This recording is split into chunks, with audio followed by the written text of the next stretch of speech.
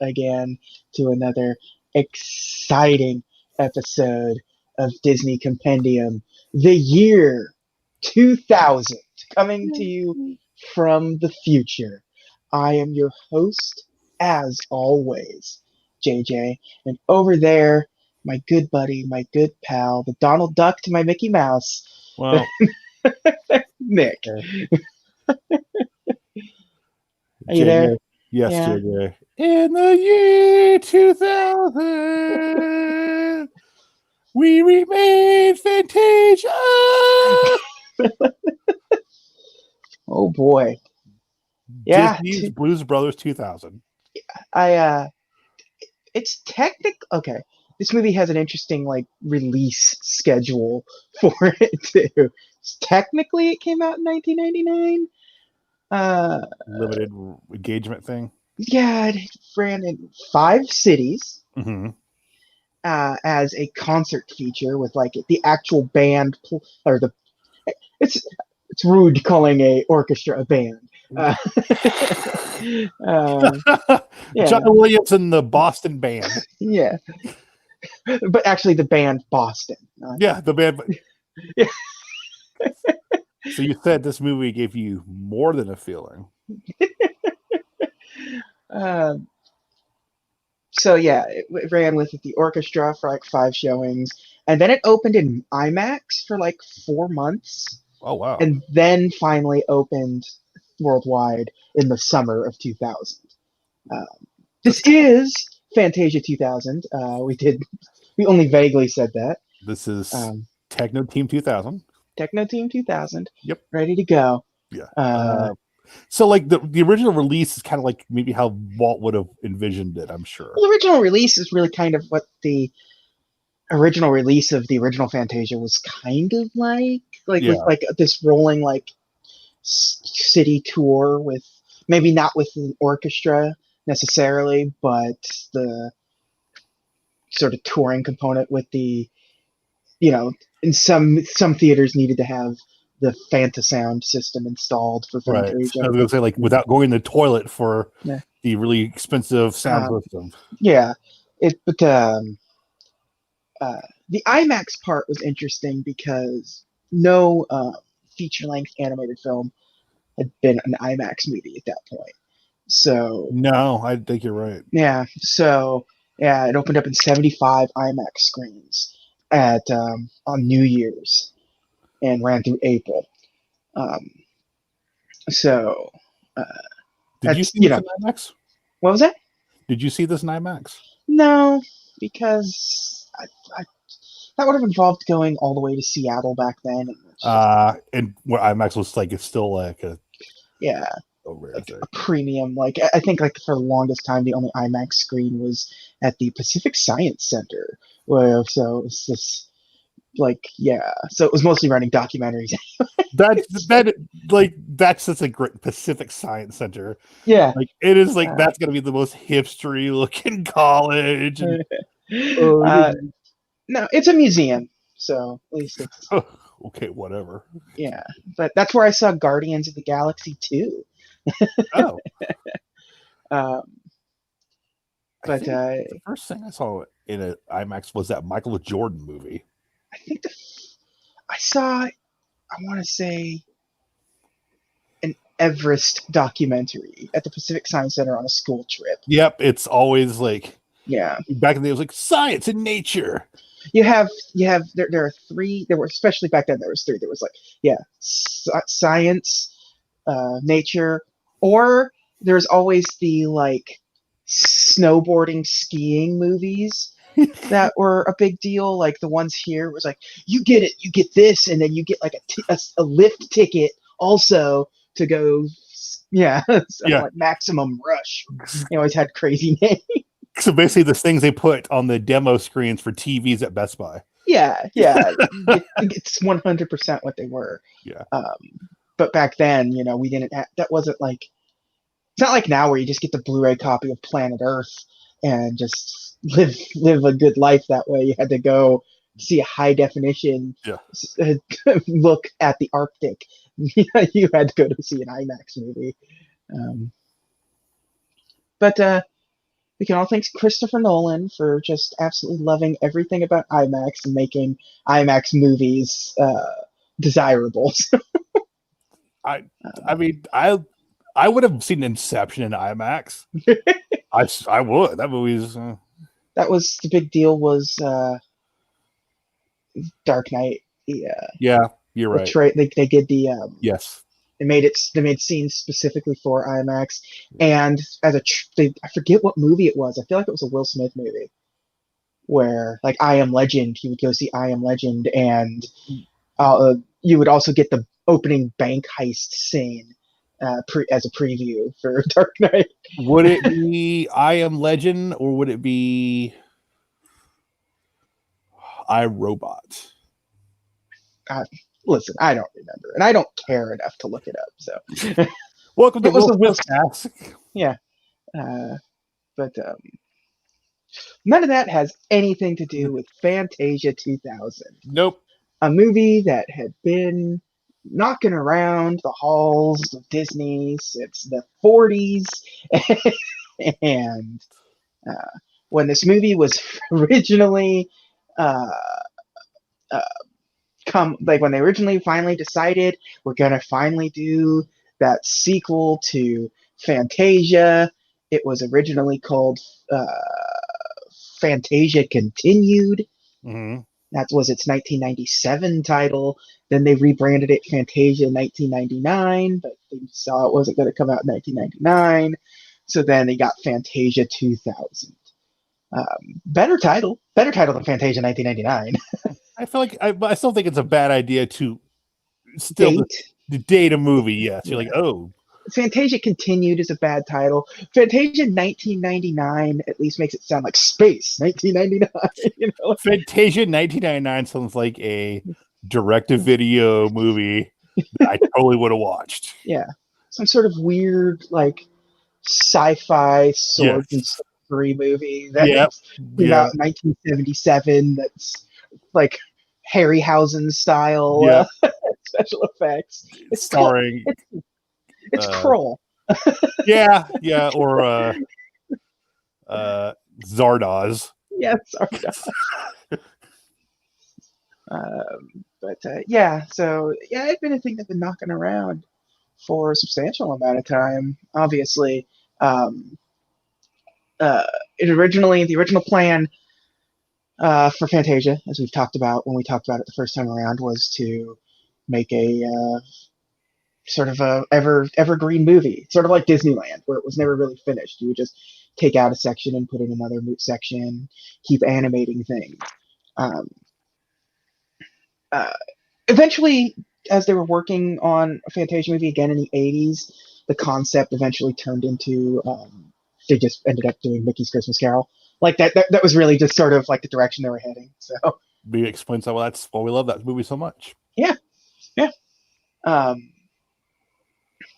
But what really became the final driving force to Fantasia 2000 being a thing was Michael Eisner taking over, or at least chief executive. He wasn't really. Michael Eisner wasn't 100% in control of everything. He was just the chief executive, and Roy E. Disney, Walt's nephew, son of Walt's brother Roy O. Disney, was vice chairman, and he made the suggestion to Michael to make a new Fantasia movie, because obviously that was just where that was a natural progression of where things were going to go. Things were rough, because this would have been the 80s, early 80s. Things were a little rough at the studio. We hadn't hit the Renaissance yet for the studio. And guess who thought it was not a good idea? Boy, I'm going to say Jeffrey Katzenberg. Jeffrey Katzenberg thought it was not interesting. He had zero interest in doing a Fantasia sequel. So, surprise, surprise. Yeah, who would have thought? Yeah. It was a weird situation because Katzenberg didn't have any interest in it. So Roy would just bypass Katzenberg and go straight to Michael Eisner with it, and that's absurd to think of in modern time. Like just to do that it would have caused havoc, uh, and if it was anyone but Roy, Yeah. and even with Roy, it should have caused havoc. But Katzenberg just wasn't interested in the movie, and so Roy's involvement probably explained. Well, I mean, he has the in memoriam at the beginning of the movie too. So. that was added to the um, later DVDs of it because this was his baby. Right. Because he died well after this movie came out. Because I think he died in 2009. Oh wow. Yeah, 2009. So when they put out the Blu-rays and stuff, they added In Memoriam of Roy Disney to it. So because this was his baby, he was the executive producer of it. It was both like his achievement and his downfall at the studio, because the things that would go wrong were, well, Roy doesn't know what he's doing and wouldn't get any credit for anything that went right and had everything kind of going against him, but he was proud of it. So um, uh, you want to know what this movie started out as early on? Yeah. So sorry, just a second. Um, the first person they asked to um, work on the film, Andre Previn said in a interview that he was offered to work on it, but he declined it because he learned it was going to be featuring music by the Beatles. So the original, like, late 80s, early 90s run of this movie was going to be a Beatles Fantasia. Which would have been kind of cool, I guess. I guess at the same time, but that's called Yellow Submarine. Yeah, it's just like, and I mean, remember Disney was going to go back to this much later on because it wasn't all that long ago they were going to be remaking Yellow Submarine, right? Which makes sense because the submarine voyage is Yellow Submarine. Yep. But that's a whole other can of worms. Whole situation with the Beatles' Yellow Submarine, but yeah, so that obviously that didn't pan out because it's kind of a bad idea, especially if you're going to make Fantasia. Rhapsody in Blue that's in this one was already controversial enough. Yeah. Imagine if it was all modern music set to animation from a band that in the 80s and 90s, the Beatles was like your parents' music still, like it wasn't quite as, people were still alive, like, with the Beatles and stuff. Most of the band. You can fill it 3. And back then they would have had to have licensed the music from Michael Jackson. Yeah. So, which I'm sure, I mean, they were working on Captain EO, so. Right. Oh man, Michael Jackson would have given them a sweet deal on it. I don't think, especially this era. But yeah, that's basically that. We'll get down into much more. We can get down into much more minutia of each segment if we need to, but we can start doing that with the once we get into the review process of this. If you're so ready to start the actual review of Fantasia, talk about the actual movie itself. Talk about the actual movie itself, which 110 minutes. 110 minutes. It is 174 minutes, I think it was. It's over. It's under 90 minutes, so it's not. It's super short and it goes real fast. Yeah, like it's weird. It starts off with this weird, like the opening credits is this interesting, like the best of Fantasia mashup.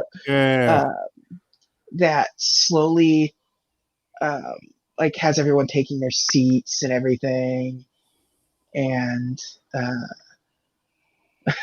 You get Symphony Number 5 with like the weird abstract animation going on. The sort of Beethoven Symphony. Yeah, Symphony Number 5. What's like not, butterflies, colors, and yeah, lights and right, like prisms and stuff. Yeah. Bats, I think at one point. Yep. Not to be confused with Mambo Number 5. Yes. Which did not make the cut for this movie. Unfortunately. Possibly should have. Possibly. So yeah, it's an interesting way to start off the movie. Right. I wouldn't have made this decision, but that's why I'm not in Hollywood, I guess. Maybe I think there might be a couple of other reasons why I'm not in Hollywood, but okay. None of them bad, by the way. Yeah. So it's introduced by Deems Taylor, the original sort of face of Fantasia, the original one, using some archival audio. So it was an interesting way of starting it. It's the least exciting. Yeah. It's not particularly great animation. But I feel like the next one should have started it. Yeah. So after that's done, you're greeted by Steve Martin. Boy. I was a magician on Main Street. Like, yeah, okay. Yeah. We know, Steve. We've all heard that story. Yeah.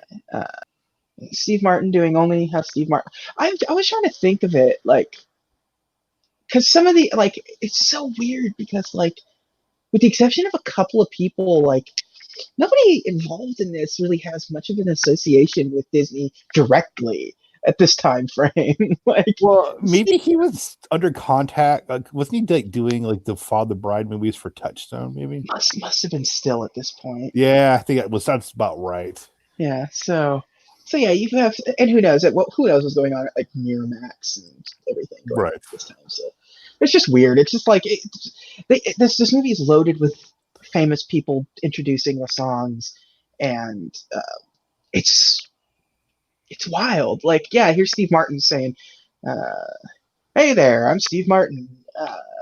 Look at this orchestra. Aren't they cool? Like, they're my orchestra. I trained them how to do it. Like, I mean, at least Steve Martin's is a musician.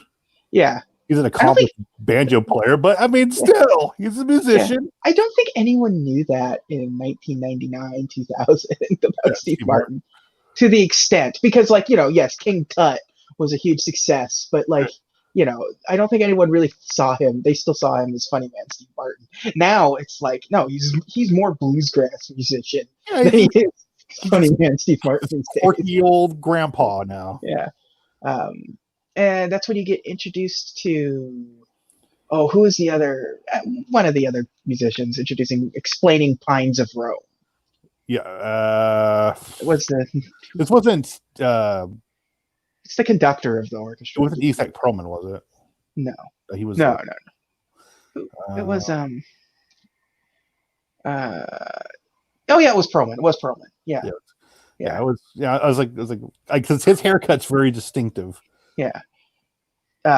So we go into Pines of Rome, which, boy, this number goes places, doesn't it? The whales are just, it's kind of cool, man. I really like Pines of Rome.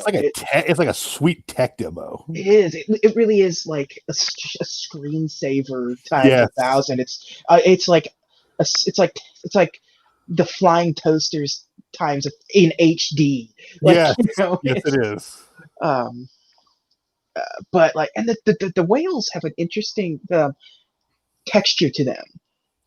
They almost look like stuffed animals. Yeah. But you also see like little barnacles or like little things on them. Yeah. It's a very interesting visual style for this, and it's just like these whales like going from like, what is it? The calf is separated from the family and is trapped in an iceberg. He gets out, and then they join a even bigger pod of whales until they start flying. Yep. And then eventually they go into space, and it's this weird. Like, the thing that's interesting about this movie is, and almost every song is like this, with the exception of um, not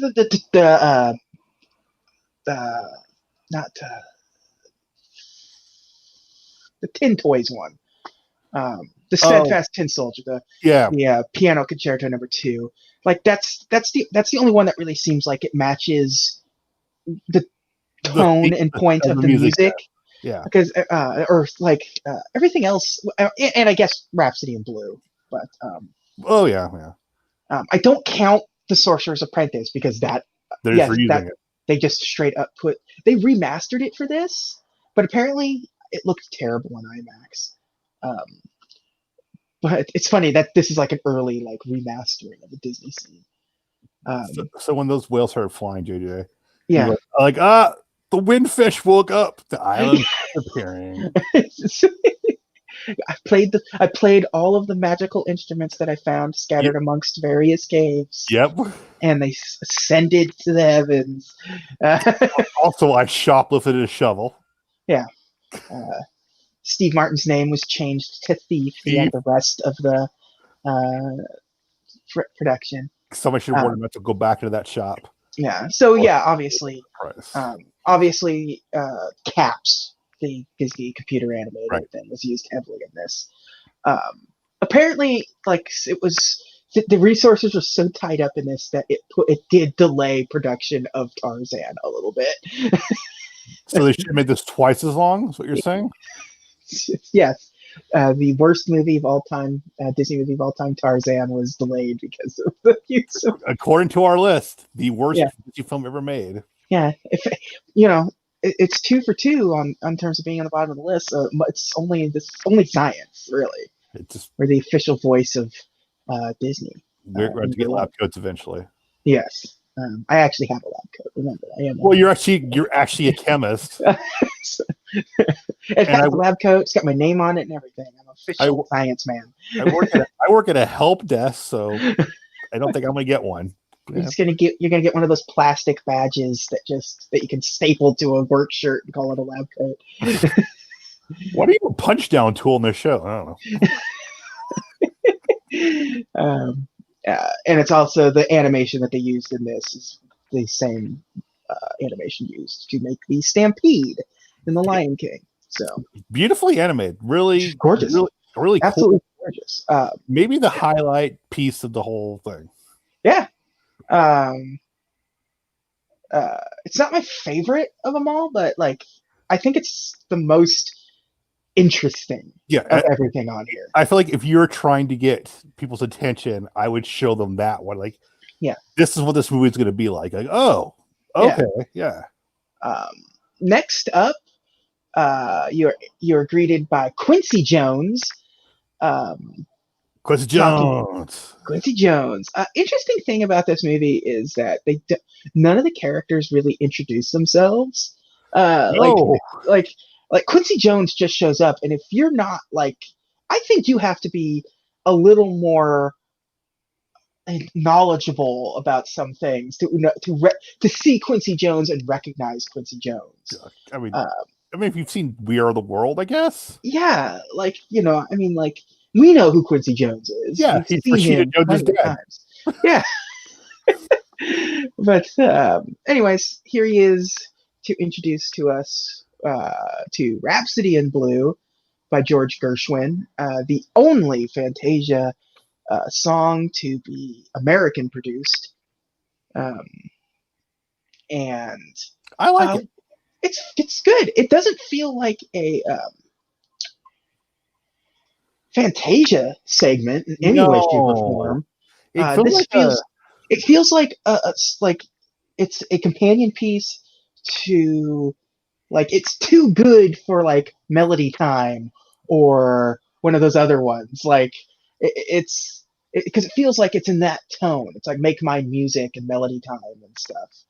Do you remember the what was I think it was maybe a Hanna-Barbera or MGM one, The Lion and the Circle Yes. Yes. It's very, for whatever reason, reminds me of that. Because it's very etch-a-sketchy at the beginning. Yeah. Yeah. But yeah, it's done to look like Hirschfield's caricatures. Yeah.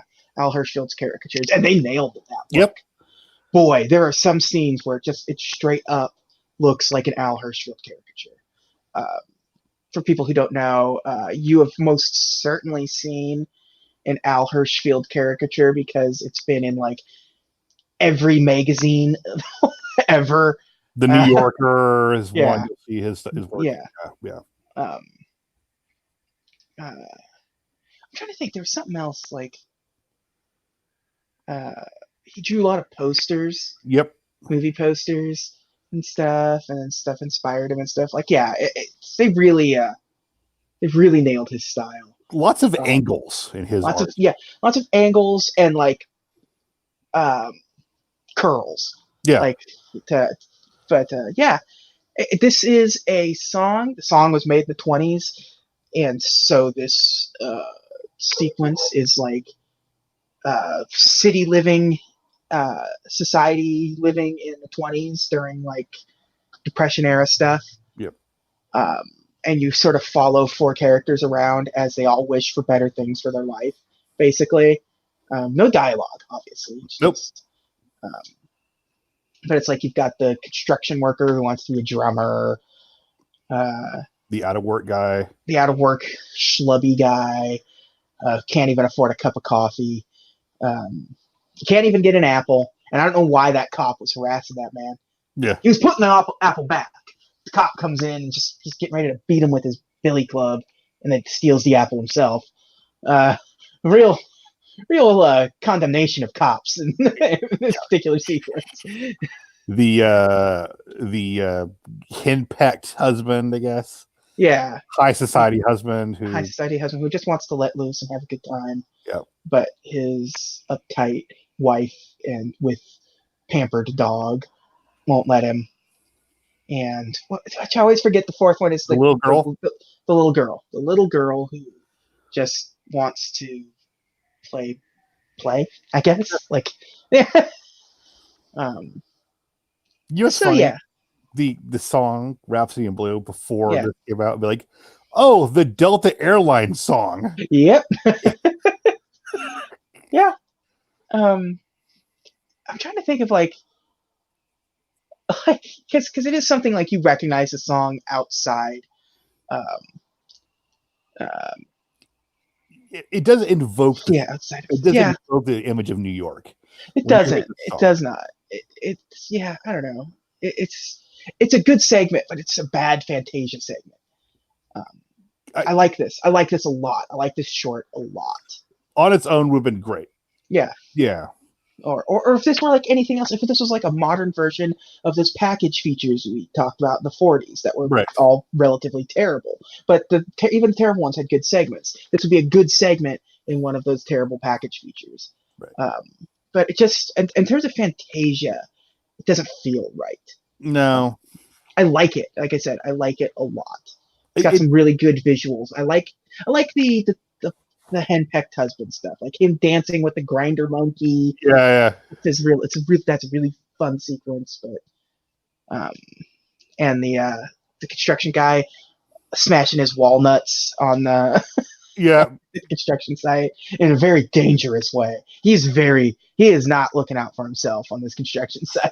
He's lost the will to live because he can't be a drummer. He can't be a jazz drummer, or he's just waiting to be a jazz drummer. But yeah, so Rhapsody in Blue, decent segment. I mean, great segment, bad movie for it. Yeah, because I guess the thing with Fantasia is you're not. I guess it's just me, but you're not supposed to get any sense of semi-modern life. It's either like nature or like at the most Gothic look or Roman, whatever. Yeah, it's you're used to it representing old art, and it just isn't doing that with this. I'm not saying that's bad, but at the same time, it's Also, yeah, not great either. So next we get Bette Midler. Right. The dog from Oliver. Yeah. Standing like a real lunatic in this movie. She's doing that like comic book cover pose where she's like standing at a weird angle facing the camera with her hands on her hip. Like human beings don't stand like that casually. No. I don't know. Yeah, so she's not sure to do with her hands. Yeah. It was distracting. I didn't listen to a single thing she said because like, why are you standing like that? Just be cool. Just be cool. Like Angela Lansbury, at least when she shows up later on in the movie, she's just kind of standing there. You can see her kind of twiddling her fingers a little bit, but it's like nice casual Angela Lansbury. But no, Bette Midler, like she's like shooting a cover for Cosmo or something. Like I don't know what's going on with this. That's what this whole segment's about now. I don't even care about Allegro Opus. I don't care. So the sequence is Piano Concerto No. 2, Allegro Opus by Dmitri Shostakovich or something. I can't remember. I'm terrible with remembering those names, and I don't think my handwriting is good enough to be able to decipher what letters I used in this. But let me pull up the name. It's Dmitri Shostakovich. There, that sounds right. I don't know. I'm sure really just ruining. A lot of vowels in there. Yeah. A lot of vowels. Definitely a Dimitri name. Yeah. But they set it to The Steadfast Tin Soldier by Hans Christian Andersen. Yep. It's a broken toy soldier falls in love with a toy ballerina. It is, you've seen The Steadfast Tin Soldier 1,000 times. I feel like it's been kind of worked into Babes in Toyland too, hasn't it? Yes, absolutely. I mean, that's basically what was going on there. So, I zoned out on this one entirely. I cannot tell you much about this. I mean, I know I watched it, but also none of it stuck in my brain. And I've seen Fantasia 2000 a bunch. Yep. And I will never remember this one because it's boring and it's just a tin soldier, which you're used to. It's like the Nutcracker or something. Like it could be anything, and it's just like. And I think the major difference was the actual story doesn't have a happy ending, while this Fantasia one does have a happy ending. What's more boring, this Nutcracker or the recent Disney live action Nutcracker? I'd rather watch this one, I guess. Yeah, me too. Yeah, but it's just not. Yeah. Bette Midler was the most interesting part of this entire thing because, boy, are you okay? Are you okay? Blink twice if you're being held hostage by Disney. She just had really bad cervical damage. Yeah, it's like they wheeled her in like Hannibal Lecter on a dolly. Yeah, it is like she had the neck brace on. And it's like, okay, you just have to stand there for 30 seconds, find whatever position is most comfortable for you. No matter how awkward. Yeah. And go. I'm a little teapot at go. I don't care. Yep. Next up is James Earl Jones talking about the Carnival of Animals. Finale. I was an animal myself. Yes. It's just a quick little snippet of some flamingos set to this song. Yeah. And it's fine. Yeah. It's got like, this little schlocky character that's like playing with a yo-yo. Yep. Just trying to break out of the dull, lame routine that all the other flamingos are involved in. And you know how lame flamingos are? Yeah. Like nature's clown. Yeah, nature's clown, the flamingo. These loud, flamboyant, boisterous birds. Quick, short little segment. Again, this movie's only 70 minutes, so some things are just like, yeah. So yeah, okay, fine. I like it. It's fine. I got no qualms with this little short. The music's good. Bit than the last one, so the music's good. The animation's good. And even the animation in the Tin Soldier one was good. It was good animation, but I don't remember any of it. Next up, you are introduced to Penn and Teller. Yeah, because magic. Because magic. Yep. You had Steve Martin at the top of the show, who's actually a magician as well. Yeah, and now you've got Penn and Teller out here talking about magic and basically and explaining to you that magic's all a sham. It's all just everyone lying to you. All magicians are dirty, dirty liars, except for one, Mickey Mouse. It just to have Penn and Teller introduce like the one segment that everybody remembers from like the showcase Fantasia bit. Maybe just the showcase like one of the top 5 Disney things ever. It is Mickey Penn and Teller. Yeah, here's Penn and Teller to introduce to you Mickey Mouse's only theatrical presence. Just like Donnie Wahlberg busy or what? Yeah, so Penn and Teller out there, and you get the Sorcerer's Apprentice, which obviously is the best part of the entire movie because it's the Sorcerer's Apprentice. Like it's just reused. It's just, like I said, cleaned up version, and it changed a single thing from it. There it is. Here is the Sorcerer's Apprentice. Thoughts on that? Go back to episode 2, 3. 3. Yep. Episode 3. Fantasia. I forget what year Fantasia. I was gonna call it Fantasia 1931. I forget what year Fantasia. But we've talked about this bit. Yeah, it's great. I like it. Love it. It's still good. Will always be good. It's evergreen. Next up, you get James Levine and Mickey Mouse and characters looking for Donald. Yep. Who's in the bathtub or taking a shower or something? Or being Donald. Just always being his Donald self. You are introduced to the Macho Man Randy Savage theme song set to Noah's Ark. Right. Pomp and Circumstance March 1, 2, 3, and 4. 2 of each flying elbow. And God said unto Macho, I need 2 Slim Jims per coffee. Cream of the crop. Cream of the crop. Yeah. Not yesterday's news. Yeah. Got Pomp and Circumstance set to Noah's Ark, based off of the Book of Genesis. Yeah. Just this very weird Disney straight going for religion. And here it is, Noah's Ark starring Donald Duck. And Daisy. It's very good. I liked it a lot. I texted you. I said, I really like this bit. You told me why it was in there.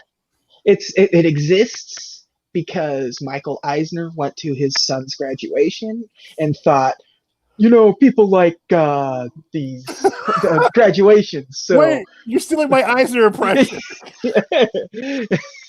So put graduation music in there. You know what fancy Beethoven music at the graduation? Put that in the movie. So this one actually has a very interesting thing to it. Other than that, it wasn't originally Noah's Ark. The original plot to the Pomp and Circumstance scene was going to be like a Disney character procession. It was going to feature like the princesses like presenting their children, kind of thing. That would be better. It sounds better, but like there was controversy around it, because who was it? I forget. There was a staff member that called it an appalling abuse of characters. And now he's like, oh God. Yeah. I had no idea. Yeah, it was. No, it wasn't. I don't mean princesses. I meant villains, not the princesses. Mhm. Uh, because it was mostly villains with heroes and stuff. But yeah, it was like a wedding procession carrying future children, uh, and it was like it had like a Greco-Roman art style to it. Um, but yeah, so yeah, after there was the cast member, it was like, this is an appalling abuse of characters. Eisner was like, fine, we'll drop the story, but you're still using the song. Um, it took a while till they finally decided on the Noah's Ark theme. Um, It works, but now that you've mentioned the other thing, I want to see that more. yeah. Uh, Previous titles for this one were Donald's Last Roundup. That should have been Roundup or Hoedown by Yeah. Copeland. And then it's Noah's Duck, which What? also doesn't make any sense. That's for the Master System, Noah's Duck. Yeah, well, it's because but Donald is Noah in this, but also not Noah.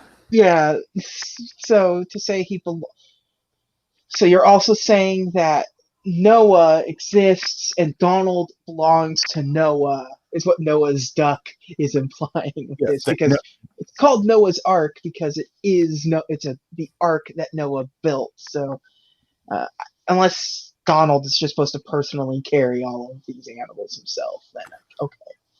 And then at some point, Donald turns the camera and goes, "The devil put dinosaur bones here to trick us." Exactly. He gets on the ark. Yeah. Really out of place. It reminds me of that, like when you see that recent Noah movie that came out, like they show before Bruce Almighty. But like, Almighty.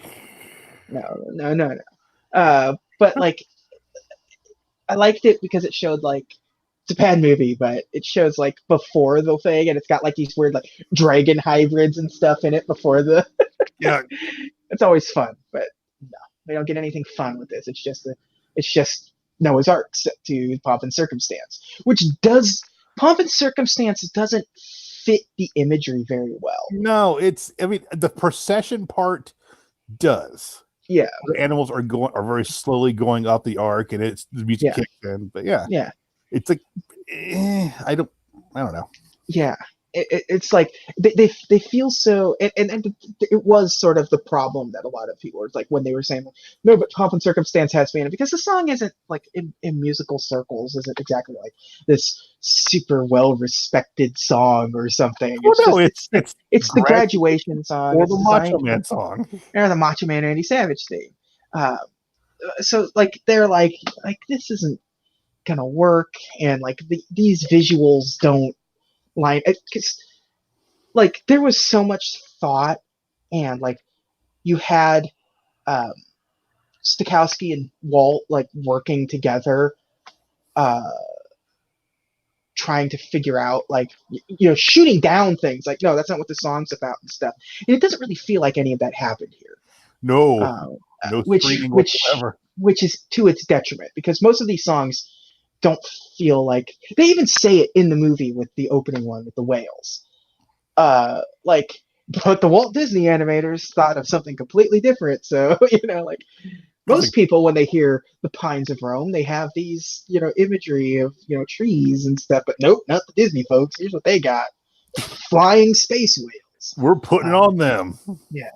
So, and this feels the same way. It just feels like they had to use Pomp and Circumstance, and through like the procession one at least makes sense. Like when they had that, that is probably the most sound concept of, here are the heroes, here are the villains on a procession with their future children, kind of thing. Like that makes sense. That's a homogenous relationship between the song and the visuals. You can picture that. But so many of these don't have that. The Tin Toy one was about as close as it gets in this movie. Rhapsody in Blue, because that's just it.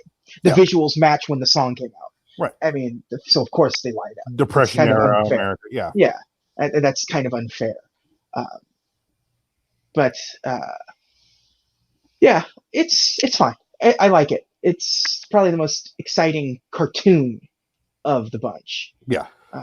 Again, it's another one that feels like it should have been a short by itself, not set to pomp and circumstance. Like if this was just a normal cartoon with a normal, composed soundtrack and dialogue, I think it'd be better. It felt like something that they'd be showing like while you're waiting in the lobby to go in to see Hall of Presidents.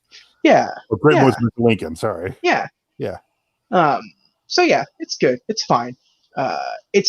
You get it's either people's one of their favorites or their least favorite on this one. It's like it's the one that's the tiebreaker for people if this is a good movie or not. I think it might be my favorite, but I also really like the whales. So I just like the visuals of that one a lot. Yeah, because of how silly the whole thing. I really like the next one on the set. The finale, Firebird Suite 1919. Introduced by, as previously mentioned, Angela Lansbury. Firebird She Wrote out here with Mrs. Potts firebirding it up. Yeah. And it's just like, it's good visuals of like her Pontiac Firebird. She drives off with the bandit. Yeah. now I know I want to see that. Whispering a Pontiac Firebird. She's got to get this beer across county lines before she's just doing burnouts in the studio. Puts on some sunglasses and says "later, jerks," and just burns out. And has when she honks a horn. The rebels. What happened to this movie? I don't know. Yeah. It got awesome. Yeah. Angela Lansbury just took over at the end here. So this is the finale. This is the finale of the movie. Yeah. And it's a Stravinsky song, and it's a nice little like a forest sprite gets awoken by an elk. Yep. And they wake up the Firebird and just unleash havoc. This Firebird just volcanoes and everything. Weird way to end it. Yeah, but I think they were trying to go back to Night on Bald Mountain and try to do sort of like this, like end on chaos with a signal of hope because the sprite survives and the elk encourages her to, hey, can you like fix this? The sprite goes, hey, listen. No. There's a difference between a sprite and a fairy. Oh, good lord. Fine, sprite has no caffeine. I know what fairies got. And that's the end of the movie. That is it. We're end on Firebird Suite, which is probably my second favorite on this whole thing. Firebird Suite also sounds like a sandwich I would eat. It's a turkey sandwich with buffalo sauce on it and cranberry sauce. It would be something that would like cross promotion, like it would have the Frank's Red Hot logo on it, like at Subway or Quiznos or something. or you get a Red Robin or something like that. Yeah, like a Red Robin fire, like the Super Bird. It's got the egg on it, and it's got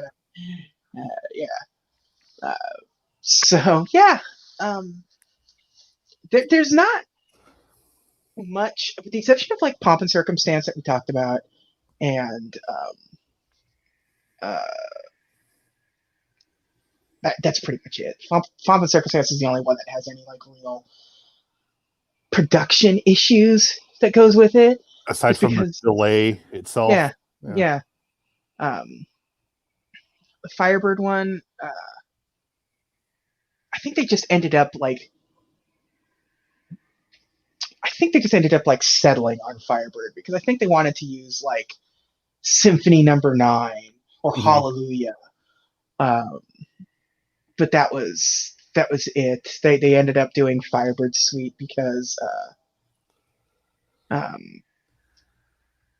think if I remember correctly, it was inspired by the Mount St. Helens eruption of the Okay. 80s. Which Mount St. Helens is my backyard, obviously. Yeah. They were here in Washington State. The man in the Seahawks jersey, Yeah. right behind him, is. So yeah, you can see that being the inspiration, like just the destruction that something like this causes, but also like the new life that comes from like a volcano's eruption or what have you. So, so knowing a little more about classical music since I've seen this movie originally, there's a couple songs like, oh, that should have been in there instead. Like, I think Requiem by Verdi should have been in there. Yeah, or like I said, Symphony Number 9 by Beethoven is a good idea for one of these movies. Hallelujah, which was like one of the original ideas for the end of this movie, is also a good idea for this. And they have a bunch of like interesting other things that were like cut from it or were thought of or ended up actually going into production later on. Because like they were planning a sequel to this.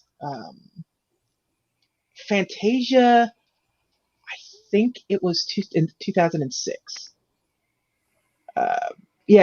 Fantasia 2006 was the working title because might as well go with also a terrible name. Yeah, it somehow is worse. It was going to be, what was it? It was like Little Match Girl was going to be one of them. Oh, that was what's in the shorts. Yeah. So you have Match Girl and then like the one with the cat.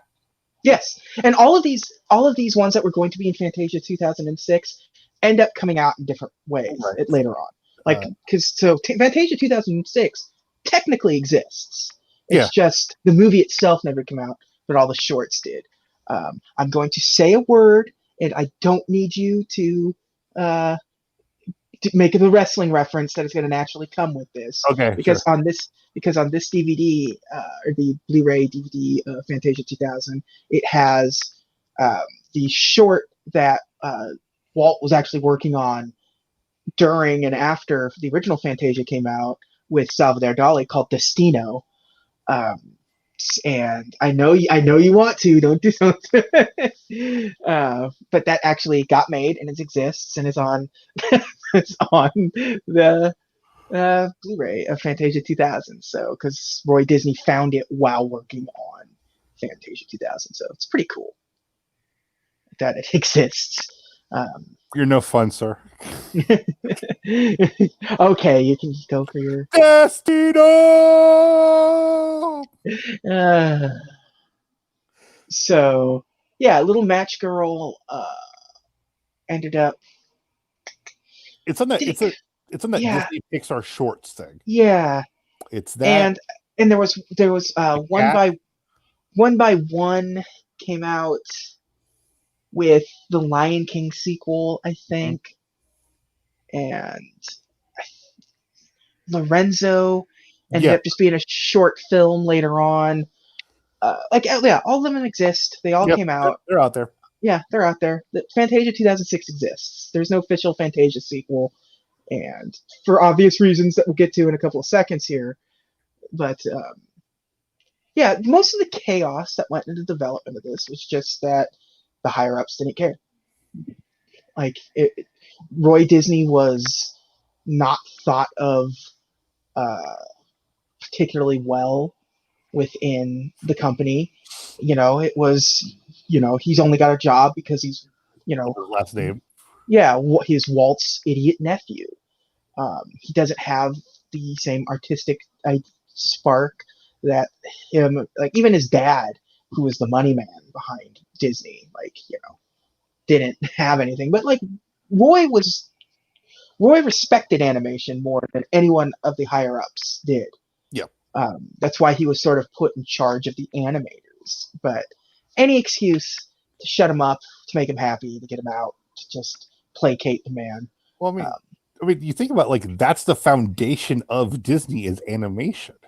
Yeah, and at the time when this movie was like first being created, it didn't revolve around animation anymore. The live action stuff was becoming a big thing. The animated stuff was terrible. They had moved the animators out of the Burbank studios. The theme parks were a bigger moneymaker than the cartoons, and they were making bad cartoons for the most part. I mean, we talked about all of them on here, like all the theatrical ones. You know, some are better than others. Yep. We may personally love some of them. You know, Robin Hood is both of us love Robin Hood or whatever, but they weren't anywhere near as like artistic or like original or anything as how some of the original ones felt. But Roy was sort of a grounding effort on there to sort of make cartoons important for the Disney Studios, and this was sort of his pet project, and they gave it to him, and you know, didn't exactly work out so well for Roy. It was Roy's folly kind of thing. He didn't have a particularly great relationship with Michael Eisner, and I'm trying to think of the nice way of putting this. Michael Eisner was a jerk to Roy, especially later on, and that's why you get the Save Disney campaign in 2003, which changes everything at the Disney Studios for better or worse. Leads to the departure of Eisner. Leads to the departure of Eisner and the introduction of Iger. And Iger ends up doing everything that Roy was fighting against, especially after Roy's passing. Everything that so and Iger's still doing Iger, we'll probably talk about it at some point down the future, but Iger is being like, he hasn't learned the lesson of how Disney treats their executives when they want them out, and enough mistakes are piling up that you may be leading towards another situation like this. We are J-Days is a roundabout way talking about the Sony Spider-Man Disney, and that's just one of the that's the most prominent one. That's the most recent prominent one. By the way, you know, I'd say 80% of that's on Disney. Oh, that's 90% of that's on Disney. Like, Sony absolutely has every right to want to maintain this property that they rightfully own. And Disney is a bully, and Disney intentionally is using the press to win favor in their. And Ike Perlmutter's probably got a hand in that nonsense. Oh, absolutely. And he's a renowned butthole, so yeah.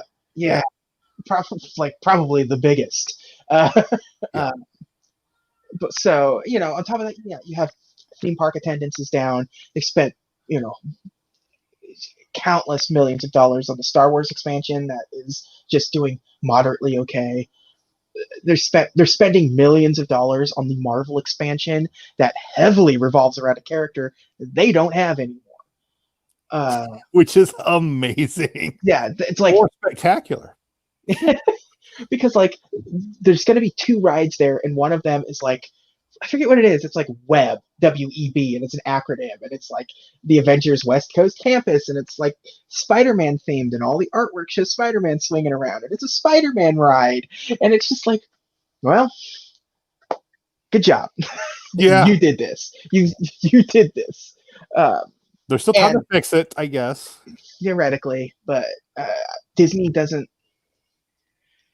play ball like that. So again, Michael Eisner didn't teach Bob Iger any lessons. No.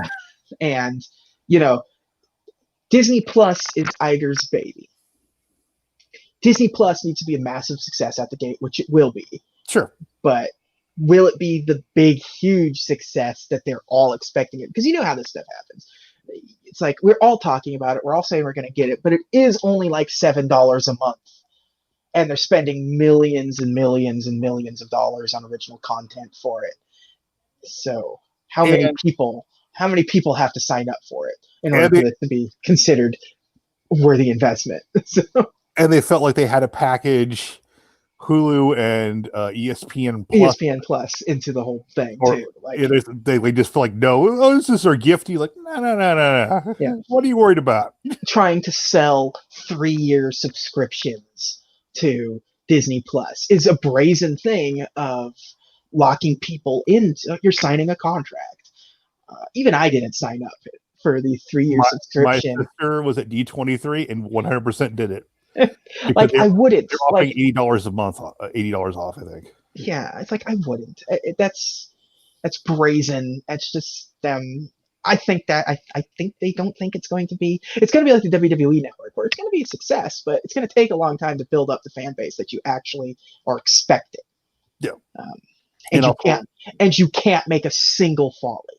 Like, if something that people are excited about comes out, and if The Mandalorian is a terrible TV show, why will they sign up for a second year? Why will they keep that going? If like I've like one show on this, and is it worth it to watch a movie from 1942 still, or whatever? Like, and their whole thing about the original series, they're not going to release in bulk like Netflix or yeah, Hulu. It's piecemeal by week. I'm like, that's kind of a bold stance today. Yeah, because again, they want you to be. That's why they have the 3-year subscription. It's why they're doing that, because they know full well that you're going to forget to cancel it. You're going to so, well, I want to watch the next episode, so I guess I'll keep it another month or whatever. It's people will watch if you really want to see WandaVision. That's the one show that you're dying to see, and if they drop it all at once, you get your free month subscription, watch it, and you're done. You're out. You don't have to sign up again. And but it's not really how people watch TV anymore, though. No.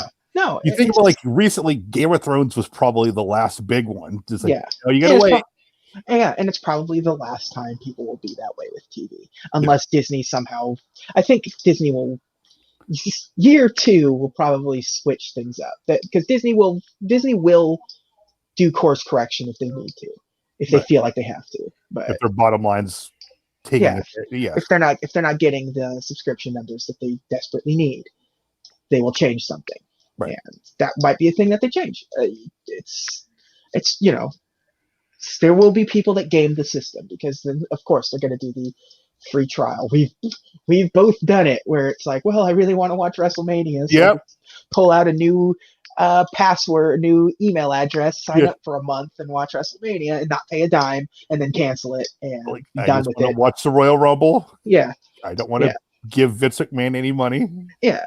And that's people to game that system. But, clearly I don't think my heart tells me that they don't think it's going to be the success they think it's going to be out the gate. That's why they're doing this D23 thing, and why they're doing it week by week and stuff, because they want to keep subscription numbers going. They want them to keep signed up, keep going. Just another week, just another month, I'll wait till the show's over, just one more month. What do you think has spurred that on? Do you think they've done some market research? I'm sure that. Yeah, I mean, anyone that's probably in that Disney ecosystem has gotten emails and stuff asking questions and stuff like, "Have you heard of Disney Plus?" Yes, that kind of stuff. We all get them. We get them from the WWE all the time. Right. Take polls and get them from Nintendo and stuff. Things like it just, I think they've probably done some market research. I think they've looked at probably the numbers of how people consume media, and they're probably saying like, well, so many people have so many subscriptions, and they watch them, they binge watch like this, and then they probably see the numbers from other streaming. They already have 2 streaming services up and running, period, right now. I mean, they have ESPN Plus. They have Hulu. They see how people consume digital stuff already. And I'm sure they see that the numbers aren't great on those two. Well, I mean, Hulu is different because it's like mostly like that's if you want to watch network shows but don't have a Yeah, DVR. yeah. Hulu's this weird like intermediary for people who want to cut cable but aren't quite ready for that lifestyle commitment yet. Yeah. Um, And ESPN's just in trouble. Yeah, ESPN sports stuff in general isn't doing so hot. So um, nobody wants to. So many people don't like you. You want to be able to see the thing that you want, but to have to pay all of these subscriptions. If you're out of network, you have to get the MLB network to watch your favorite team, or the NFL network, or if I want to watch the UFC pay-per-view, subscribe to ESPN Plus so you can get the UFC pay-per-views or whatever. And it's just people don't care that much. Like yeah, people, I mean, it's like yeah.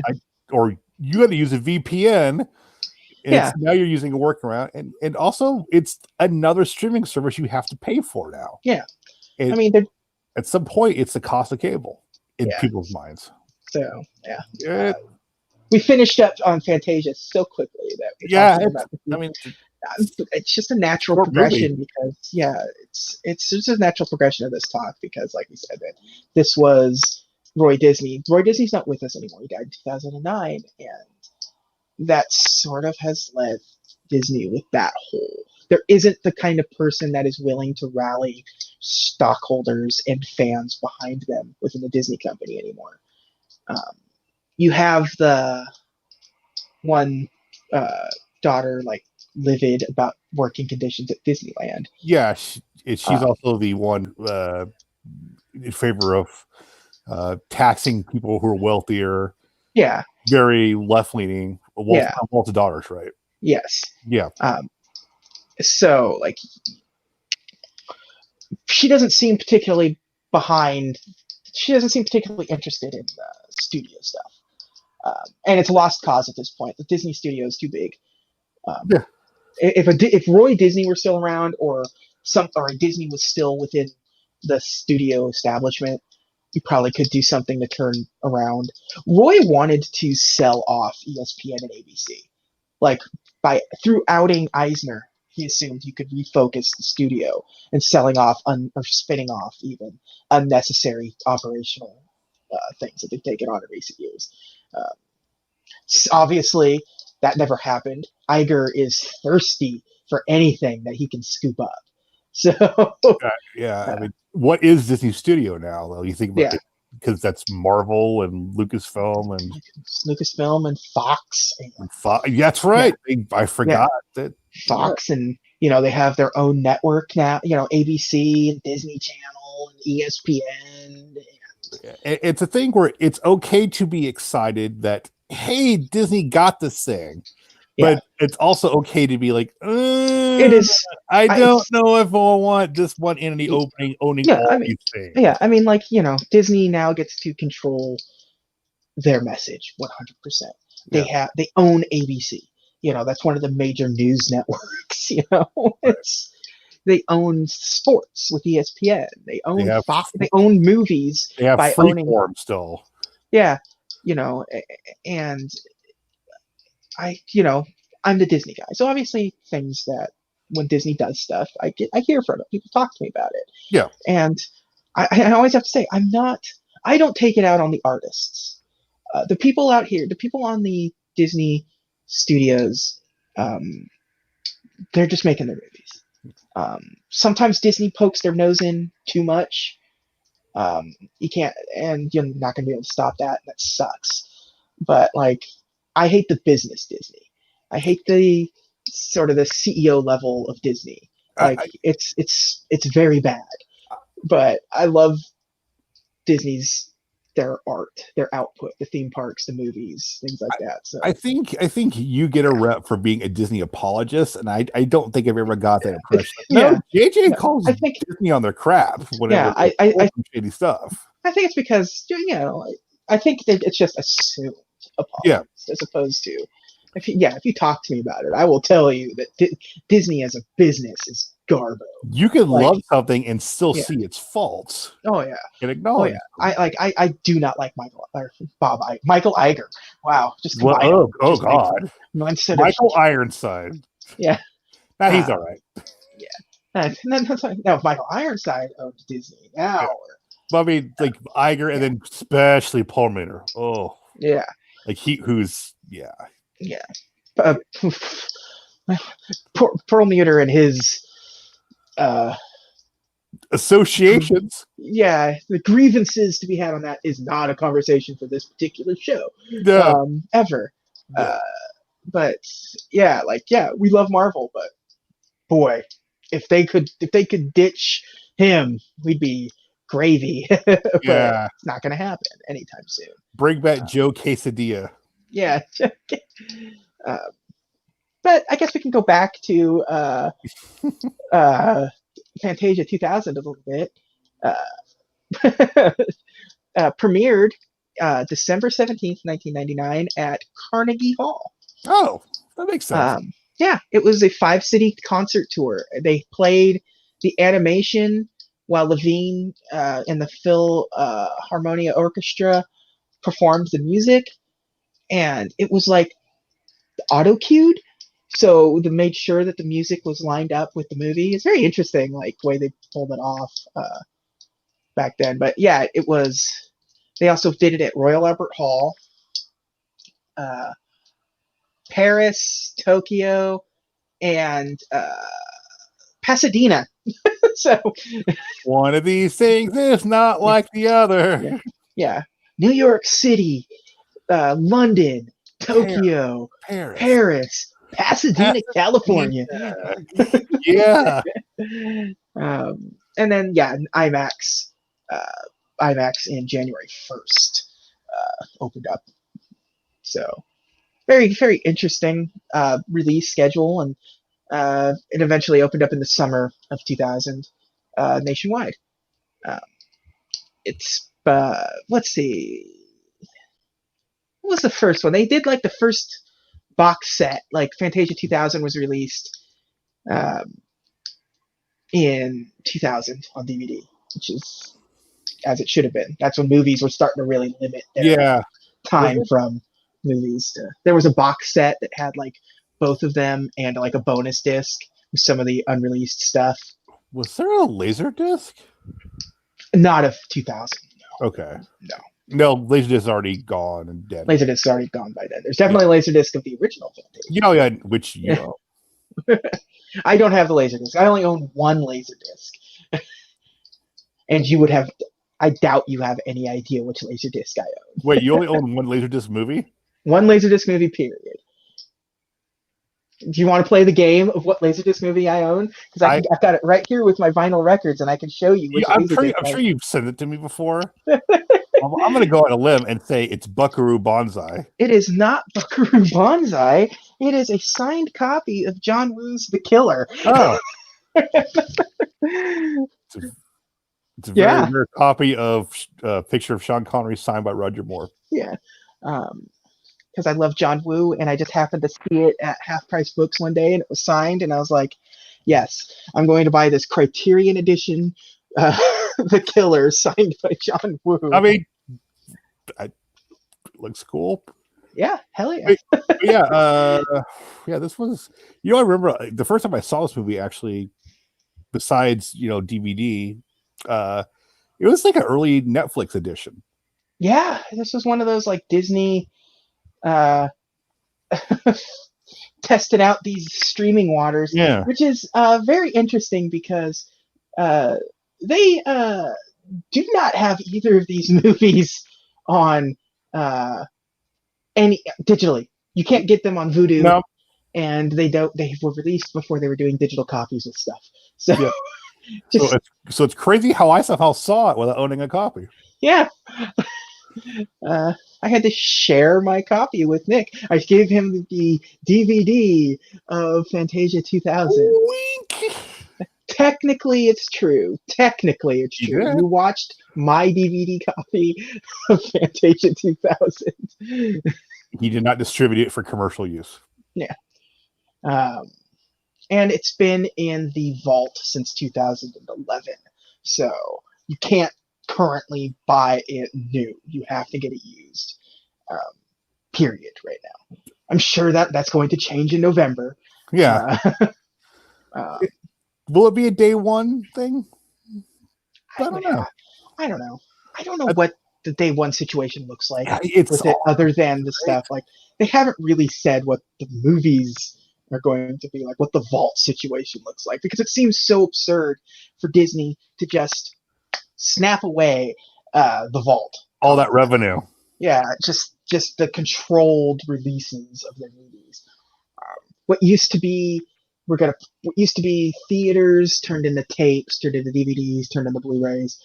Now it's going to be gone. Like once they started putting stuff digitally, they kind of already got rid of the vault, because you can still get so much of the stuff digitally still, and they never take it down.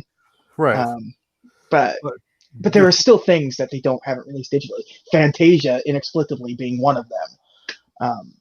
I feel like 4K remaster is probably a thing that should happen. Yeah, I don't know how it will look. Yeah, I don't know when they would. Yeah, because Fantasia just had it. It's 1940, so 2020 doing something for like a weird milestone, like even though it's not a nice for the 50th anniversary or something, but it's 80, be the 80th anniversary. Yeah, I mean it's a round number, but not like a not like a number you would celebrate. No. But I mean, inevitably it's going to happen. Just don't know when at this point. So yeah, let's talk about some of the other stuff. We'll talk about the box office. How's that sound? Sure. It didn't do great.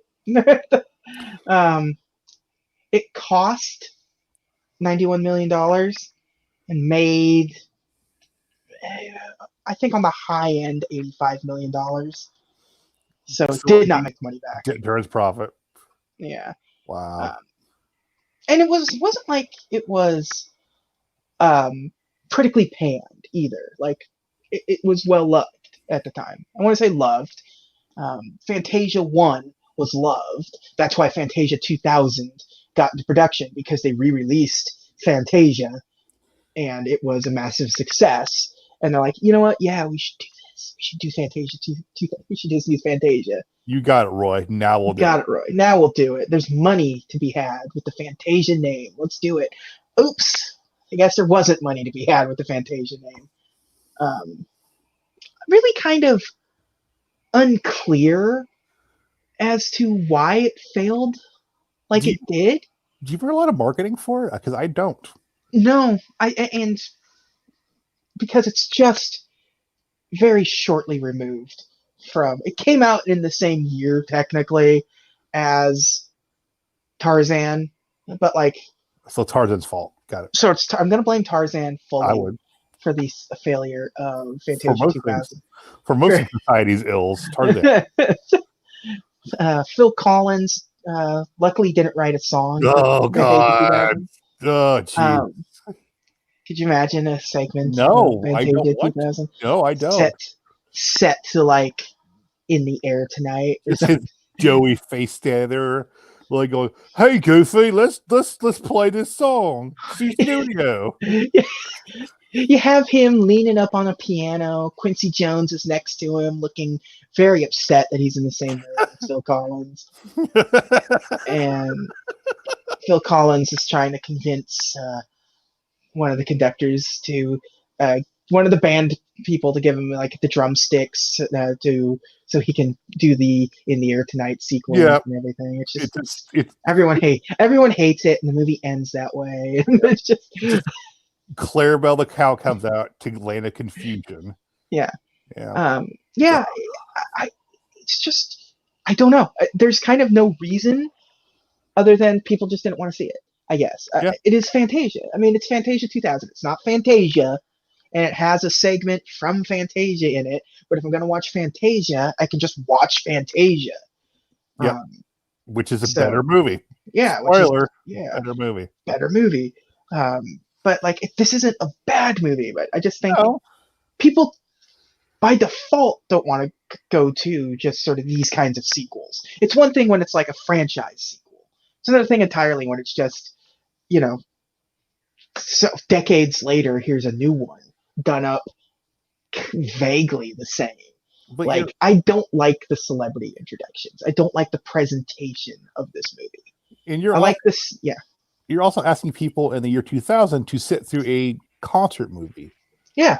Which they made the smart decision in not making it as long as Fantasia. Yes. That probably saved it. That probably made it more money than if it was as long as Fantasia. If it was as long as the original Fantasia, it probably would have made even less money. Oh, yeah. Especially in 2000, where we'll get to some of the movies of 2000 in a minute. But I just don't think people are clearly people. I'm just gonna say I guess, but clearly people just weren't interested. No, and it was called Roy's Folly. I don't remember a lot of marketing. Like I don't remember anything about this movie's existence. Yep. Like other than it existed. Yeah. So, but critically, it did well. I think if you go to Rotten Tomatoes right now, it's still at 82%. It's like a 7 on. It's like 60 on Metacritic, which is just on that level. People liked it, but everyone had their list of complaints to go with it. Like some people were complaining that like Sorcerer's Apprentice looked terrible in IMAX. Maybe the technology wasn't there to make it look good enough. Yeah. But one review thought the Symphony No. 5 one was dull, and that the Flamingo one was wasted on this. Like, it was just like wasted screen time. Like, you could have used the song for anything else, but this little short Flamingo thing makes no sense. Like, everyone sort of universally agreed that Rhapsody in Blue doesn't fit into this movie at all. And that's 100% certain. Everyone thought visually the Firebird one was probably the best of the thing. I'm still with the whales, but I think Disney going full CG that way was very interesting. Yeah. So like 3-dimensional CG as opposed to just using computer animation to make an effect in a movie, whether it be the Black Cauldron or the Cave of Wonders or something, or the clock tower and yeah. So it's a perfectly fine movie, but it's just it doesn't hit the same level of the original one, because the original one felt like this movie, at least 2000, has the Roy connection, which sentimentality, it helps with that. But like everyone involved with the original Fantasia, which was Disney's third theatrical release, Walt was all in on it. The studio was all in on it. People were like excited to make it, and a lot of artists, like high-end Disney animator artists, were involved on this. Very stretch outwards to 2000, and like the creative people aren't really in place that way anymore. Even like the musicians they had, like Quincy Jones and Isaac Perlman are accomplished musicians. Yeah, but there's nobody else you could slide in there, maybe. The thing that was good about it, I think something that helped it seem more like art, because Fantasia, the original Fantasia, is just straight art. Yeah, it's barely a movie. It's a concert. It is just pure, unadulterated art, and it is being presented by a conductor, like explaining the music to you and then going into it. There's like one scene of him and Mickey Mouse interacting that is sort of the one like breaking that wall. But for the most part, it really is like a concert, like where before if you go to an actual like concert, you sometimes have the artist on stage like, well, this song I wrote when we were doing this, and there's some sort of it comes across like this one just feels like we don't have that like much interest in presenting this as anything more than just a sequel. We have all these celebrity guests. This is the Disney way now. These are people under contract with us. Yeah, like they've either just made a movie and got them for a couple of minutes, or we've trapped them in the hallway and say, "Get in there." Let's jostle Bette Midler to the point where we sever her spine. Yeah, and then prop her up. Yeah. It never feels like it's being presented as art. It never feels like anyone involved particularly had the same motivation behind it as the original one, with the exception of Roy. But Roy's just the executive producer, and he had constraints because he didn't really have any say. Like, he had to use a song that he probably never would have used if Michael Eisner didn't say, do it. And, it's like if he had a little more freedom like his uncle had, which he never would get, maybe. But it never was to be, and you just made a mediocre Fantasia. And a very simple, this very well easily could have been a straight-to-video Fantasia, like special edition, like because that's how Fantasia 2000 is pretty much presented these days, as a bonus disc to Fantasia. Yeah, it absolutely is. Because like when they re-released them on Blu-ray, it came with, they didn't separate them. Nope. It was Fantasia and Fantasia 2000, because that's how it feels. It feels like it is the special bonus to Fantasia. Like it needs the first movie to get over that hump of getting your interest. Yeah. Like, hey, you like that movie? Here's this one too. Good news. You can watch even more of it, followed right after this. Now, I'm going to warn you.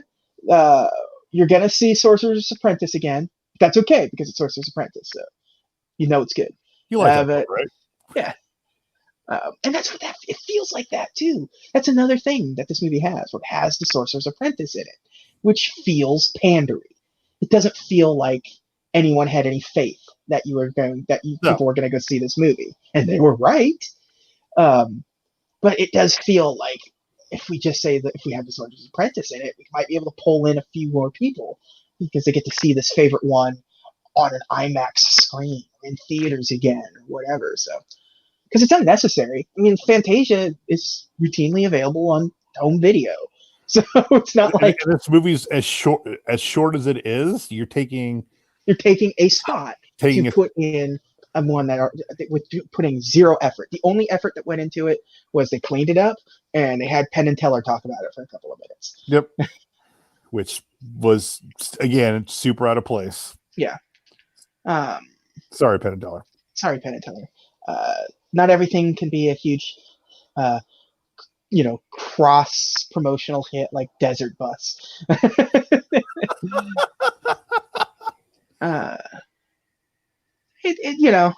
This soundtrack was nominated for a Grammy Award.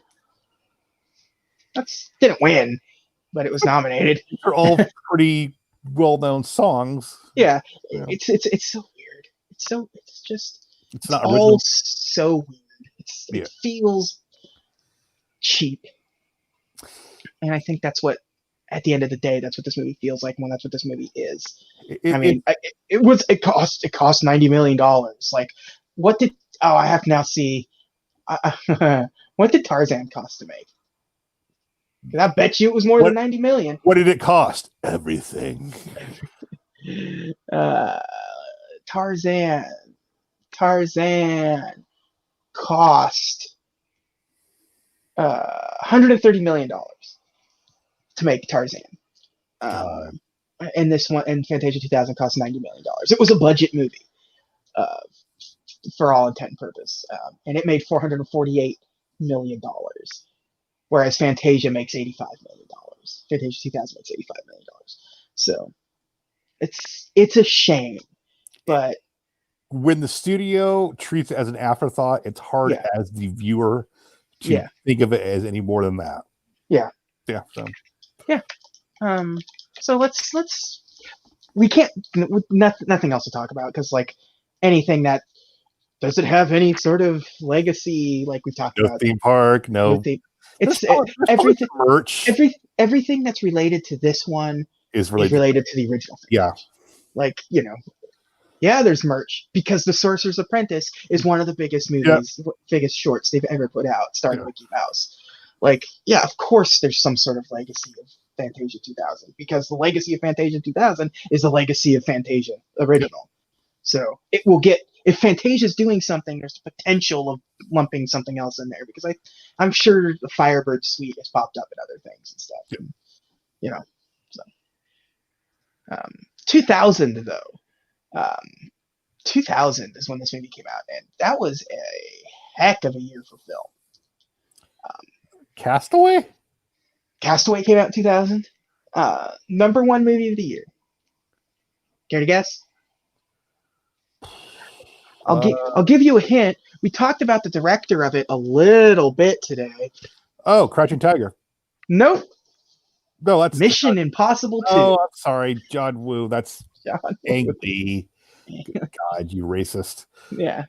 And then he went on to ruin the Hulk. Yay! Yeah. Mission Impossible 2, number one movie. That's a good movie. 2000. I like Mission Impossible too. It's the worst of the Mission Impossible movies, but that's not saying much. Like, I like. This is for Limp Bizkit was a big deal, and I like the instrumental version of that song. It is. That's a very good instrumental version of the song. Yeah. The weird 2000s guitar twang of rap rock. That's what we're doing with Buckethead himself, honestly. Yeah. Number 2, one of my favorite movies of all time, Gladiator. Gladiator. Are you not entertained? This is pre neckbeard Joker Joaquin Phoenix. Yeah. Yes, it is. Except he just really, really wants to hook up with a relative. Yeah. Yeah, love me some Gladiator. That movie rules. Still a good movie. Yeah. Number 3, Castaway. Yep. I really like it. Every time it's on TV, I'll watch it. It's been a very long time since I've seen Castaway, but I definitely know that I did and still would like Castaway. Yeah. There's very few Tom Hanks movies that have like fallen out of favor with me. So I mean, I can't sit through Joe versus the Volcano. That's why I said very few. Or Splash. But I didn't like either of those to begin with. So yeah. It's like, but if I liked it, I know I'll probably still. Yeah, like if the Burbs is on TV, I'm gonna watch the Burbs, man. Yeah. Number 4, What Women Want. Oh right, the Mel Gibson mind reading movie. Yeah, I think either this year or last year there was like a remake of the movie, but like a gender swapped remake called What Men Want. Yeah, and it's the same plot. It's just she can read men's thoughts. It's supposed to. Well, I forget her name. She was on Empire, but she was in Hidden Figures too. I remember her name. Yes. Yeah. Number 5 is next week's movie, Dinosaur. I'm going to say next week's movie, but as the schedule has shown, that may not be the case. But next week, the next episode, Dinosaur. Have you seen Dinosaur recently? I don't know. I've ever seen it. All right, you're in for a treat next week, my friend. Is it? Is it a treat? Yes. Number 6, How the Grinch Stole Christmas. That movie's fine. I like that movie. I don't care. It's fine. People on it. My son friggin' loves that movie. Loves it. But yeah, I saw that in theaters. I know for sure. Has a weird key party scene in it too, which still. Yeah, it gets weirdly grown up at times, and it's odd. It's not Cat in the Hat level, but yeah. Number 7, Meet the Parents. Okay. Yeah, I mean that's fine. That was fine comedy for 2000.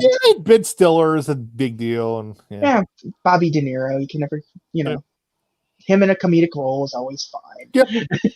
If the movie's fine. Yeah. So, number 8, a personal favorite of my mom, The Perfect Storm. I enjoy The Perfect Storm. I've seen that movie several times because my mom loves that movie. It's a bad movie. I own The Perfect Storm on HD DVD. Oh wow! Number 9, X-Men. Yeah. Now, this is the movie everybody's like, oh, this is what the comic book renaissance started with. No, Blade. No. But really, I mean, I guess you could say like, I mean, Spider-Man is really where. Yeah. I mean, this was a really good movie, though. It was very fascinating because going into it, you're always like, X-Men's a weird concept, and superhero movies have never really proven themselves to be able to handle something like this before. What concessions are they going to make? And they did a fantastic job at figuring that stuff out. The hilarious thing about this movie and Mission Impossible 2, of course, DeRay Scott originally supposed to be Wolverine. And couldn't do it because he was busy doing Mission Impossible 2. So they got this big, tall Australian dude to do it. Who would go on to like play Wolverine for the better part of almost 20 years. Yeah, just stopped being Wolverine. Yeah, like with Logan, 2017? Yeah. Yeah. Number 10 is What Lies Beneath. I've never seen that movie. I have. Harrison Ford, Michelle Pfeiffer, right? Yes. Oh, God, I don't. Does not ring a bell at all now. Yeah, it was a Robert Zemeckis movie. Okay. It was a supernatural horror film. So with Harrison Ford and Michelle Pfeiffer. Pfeiffer. Weird concept. Yeah, it was a big deal when that movie came out. I gotta track this crazy thing down now. So yeah, that's the top 10 movies of the year. I'm trying to find the Academy Awards to see who won Best Picture that year. I'm pretty sure I know. It's Gladiator. Yeah, it's Gladiator. I think Gladiator just won everything. The only reason I know that Gladiator won is because Elizabeth Taylor presented the Oscar. Oh, yeah?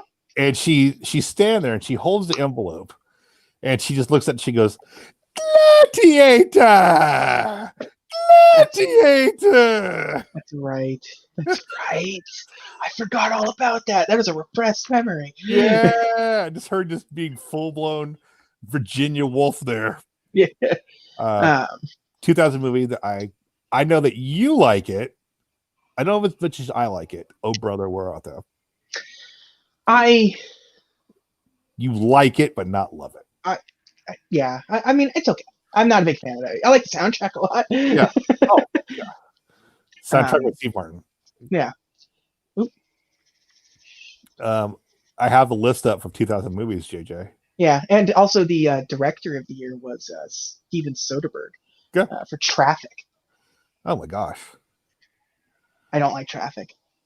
Yeah. No. I do like Crouching Tiger, Hidden Dragon, though. Me too. I do. American Psycho. Oh yeah, absolutely. Almost Famous. That was an okay movie. What was My Dog Skip? Skip. I kind of like Men of Honor. Yeah. Next Friday. Remember Next Friday? My dad does. I knew that's the only reason. That's the only reason. A movie that you and I both enjoy. Pitch Black. Oh, I love Pitch Black. Yeah. I love Pitch Black so much. I like the Scream movies, and the third one came out this year. They always do a really good job at making the movies be a parody of wherever it is in a franchise. Yep. It's like Scream 3 did a good job at making it the third movie of a franchise. Kind of nonsense. The only thing they didn't do is make it 3D. God, okay. You know what came out 2000? Let's just stop. Let's just stop what we're doing right now. Okay. Battlefield Earth. We could do one heck of a podcast. Yeah. Z News coming, kids. I unashamedly like watching that movie. It's terrible. We all know it's terrible. It looks terrible. The effects are bad.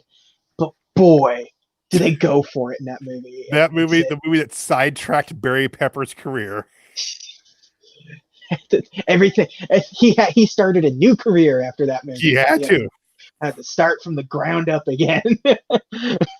God, I'm looking to the first Final Destination. Yeah, that's a good. That. I like it a lot. I like the first Final Destination. I like the Final Destination movies in general, even though they got increasingly worse. They're still super fun. The Beach came out in 2000, which you and Leonardo DiCaprio, and another Disney movie that came out this year, the Tigger movie came out. And Emperor's New Groove. Emperor's New Groove. Big year for 2000 movies. Yeah. Let's see, Reindeer Games. I like Reindeer Games because it's one of those weird things where that title makes no sense until you realize. You remember Reindeer Games? Like everybody Affleck from the first Avengers movie where he's like make a move Reindeer Games. Yeah. Ben Affleck's character's name is Rudy. Yeah. Right. Oh my God. So Rudolph, Reindeer Games. Yes. Yeah. Let's see anything. Unbreakable. Yeah. Mission to Mars. Aaron Brockovich. Romeo Must Die. High Fidelity. There you go. Space Cowboys. Ready to Rumble.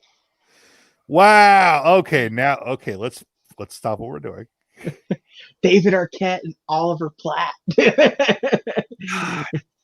in a professional wrestling movie. Yeah. So I always thought it was such a. If you want to know where WCW, welcome to the WrestleCast.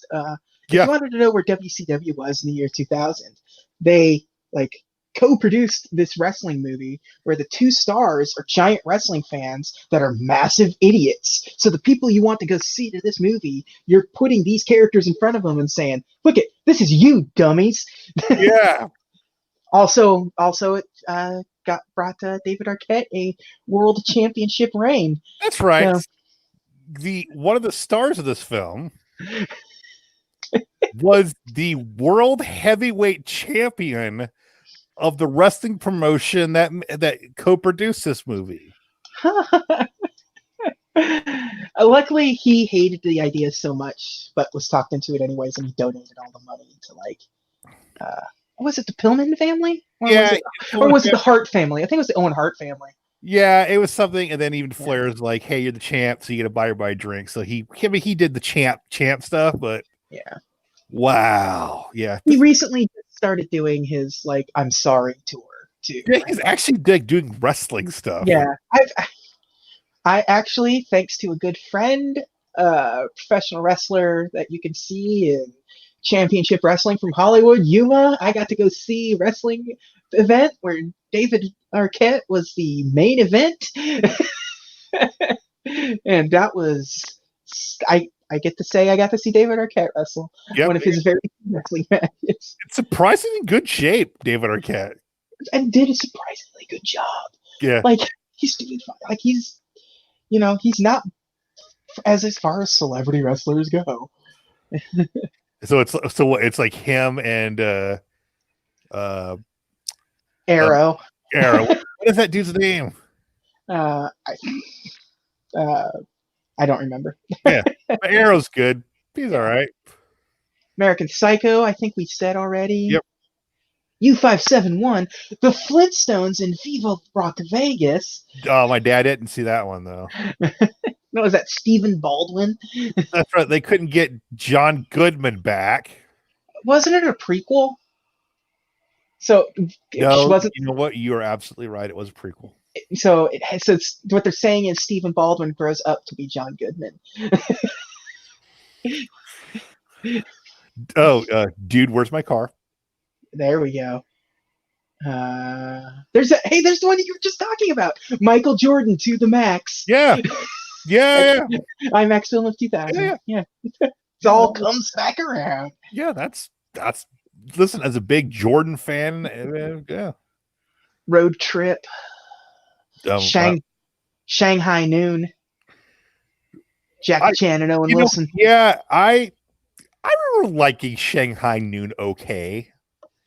This is a period where, hey, it's got Jackie Chan in it. Cool, I'll watch it. Jackie Chan with a hilarious white sidekick. Yeah.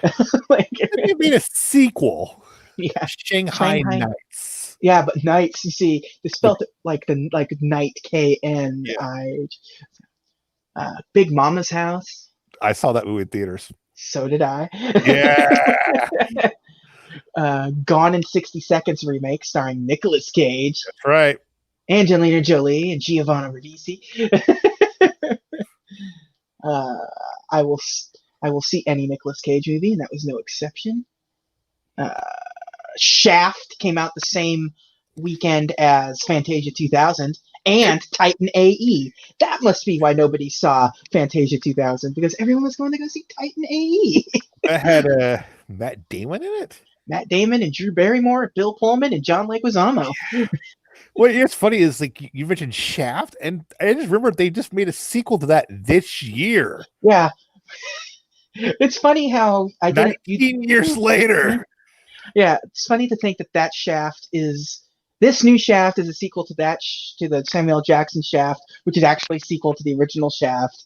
Yeah. And this new one has all three of them, like the original Shaft. I wonder what did Titan AE. Oh, Titan AE made $37 million. So. Was that a Fox movie? It was 20. Yeah, Fox Animation Studios, directed by Don Bluth. Oh boy, yeah. Yeah. Chicken Run. Oh, geez, that was a massive success. That came out the next year, or the next month, or not even next month, next week. After Fantasia 2000 came Chicken Run, which made $225 million on half the budget, and just walked away with the animation stuff. Here's something funny. This movie Chicken Run comes out in the year 2000. Yeah. I am a 20-year-old man at this point. I distinctly remember having a fast food toy from Chicken Run. Because I was still like, I'm going to buy Happy Meals. I don't care. I want the toy. Do you remember what cross-promotion toy that Chicken Run released? They released a re-release of the Ninja Turtles pizza thrower. Yes, they did. Branded for Chicken Run. It was just a repurposed pizza thrower. It was they changed the wheels, painted it different, but it was the exact same toy. Yep, it was shot out the same. It was shot out like chicken pies or something. Yep, it was like the Ewok Village Robin Hood playset. Yeah. Yep. Me, Myself, and Irene came out. That's okay movie. It was an okay movie. I saw it recently. I was like, oh, this is kind of a weird, super creepy movie. It's kind of really mean-spirited and comfortable, and The Patriot. Mel Gibson just kind of really getting around in the year 2000. Okay, so I saw The Patriot in theaters as well. Yeah. I liked it. I was like, I don't know why, but I really liked it. The Adventures of Rocky and Bullwinkle. Okay, that's... Who was in that? Jason Alexander and Robert De Niro was Fearless Leader. Jason Alexander was Boris, and I think Rene Russo. Rene Russo was Natasha. Yeah, okay, yeah. And that was okay. It's weird. It was odd that it was. Yeah. Scary Movie came out. Heck yeah! That first Scary Movie is actually genuinely funny. Still, that first Scary Movie is really good. Yeah. Pokemon the Movie 2000. There we go. Nutty Professor 2: The Clumps. Oh God. Coyote Ugly. Never seen that movie. Hollow Man. Also a creepy. That movie's too creepy. Kevin Bacon using his Invisible Man powers for pure evil. Yeah. And not the kind of and not just murder evil, but assault evil. Yeah. Space Cowboys, that's a dumb movie, but man, I kind of like it. Yeah. So I like Space Cowboys, and there's one line for that movie that I remember constantly, and it's Clint Eastwood's character talking about what he had for breakfast. Yes. Huevos rancheros. Egg whites only. Like, that's not how you make huevos rancheros. The Cell came out in the year 2000. That was the God, Jennifer Lopez movie with Vince Vaughn and Vincent D'Onofrio. That's a kind of a creepy movie. Godzilla 2000, baby.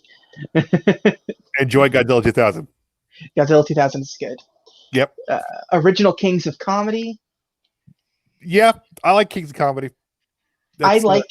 It's so dumb that they call it the original Kings of Comedy because there was already a movie called The King of Comedy, and they were trying to do like a real Ghostbusters thing with it. The biggest shame of that is that Bernie Mac's gone and Steve Harvey's still around. It's more powerful than ever. Yeah, it's like, why do we have to lose Bernie Mac? Bring it on! They still make those. They sure still make those Bring It On movies. They're all like limited release things. They go right to Netflix. Highlander Endgame. Oh, good Lord. Okay. So I just watched this movie recently. You watched Highlander Endgame? Why? Because I'm an idiot. Clearly. So if you don't know the plot of Highlander Endgame, well, first of all, you have to enjoy the first Highlander. Which is already asking a lot, but how dare you, sir? How dare you? The first Highlander's a gem. So this is Adrian Paul. It's like it ties in with the TV show. And at some point, he just has to kill Connor McLeod to absorb his quickening power. And also, this movie was like got promoted on WWE television because Edge was in it for 4 seconds. Like, Edge is starring in it. Like, he's barely in this movie.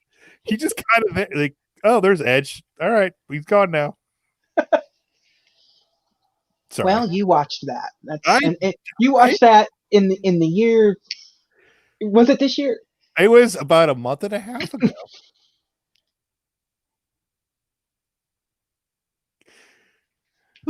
JJ muted himself because he's appalled that I watched the Highlander. Yeah. And on purpose. I'm disappointed. Disappointed. Listen, these Highlander sequels are good hate watches. Which one did you enjoy? Which one did you enjoy more? Highlander Endgame or Tarzan? Highlander Endgame. Because you know what Highlander Endgame didn't have? Phil Collins. Almost Famous came out this year. Yep. Which Almost Famous with the love child of Kurt Russell and Goldie Hawn. I just got a copy of that digitally because I bought Rocket Man on Blu-ray, and it came with a copy of Almost Famous.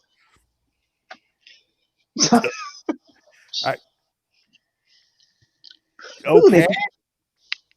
Yeah, I don't know. That was just what the deal at Walmart was. Like, please take the copy of Almost Famous.